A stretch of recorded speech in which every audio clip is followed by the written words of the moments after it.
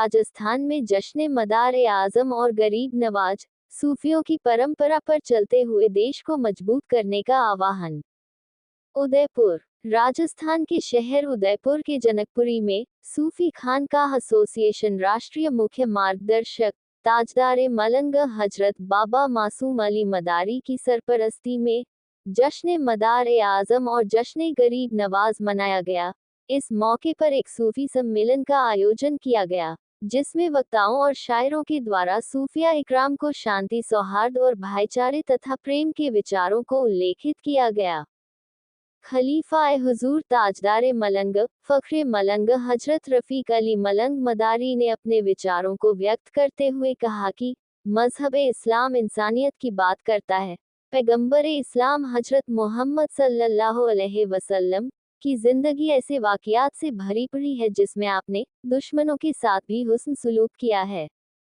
सूफी खानकाह association राष्ट्रीय उपाध्यक्ष सूफी शाह सैयद जियारत अली हक्कानी मलंग ने कहा कि खंबात की सरजमीन में 1000 साल पहले एक सूफी के कदम पड़े, जिसने हिंदुस्तान में सूफीवाद की परंपरा को कायम किया।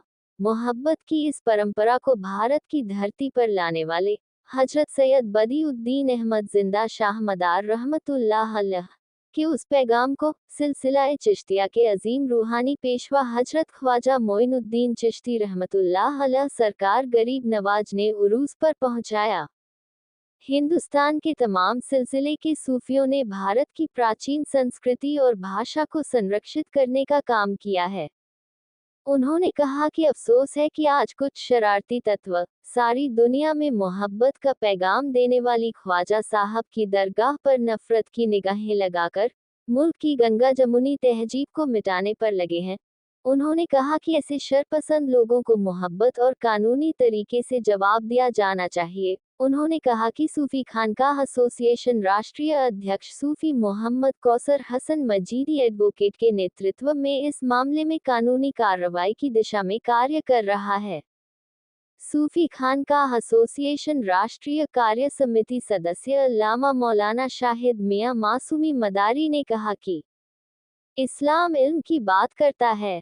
हमारे नबी ने इल्म हासिल करने पर जोर दिया है।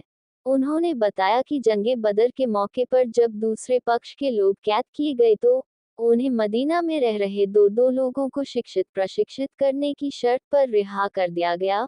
उन्होंने कहा कि सवाल यह उठता है कि क्या उन लोगों से दीन की शिक्षा ली गई थी?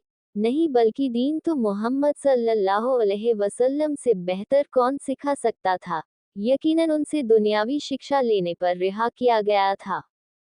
फातिहा ख्वानी और दुआ के साथ कार्यक्रम का समापन हुआ। मुल्क में अमन, चैन और खुशहाली तथा हिंदू मुस्लिम भाईचारे के लिए ताजदार मलंग बाबा मासूम अली मदारी ने दुआ की।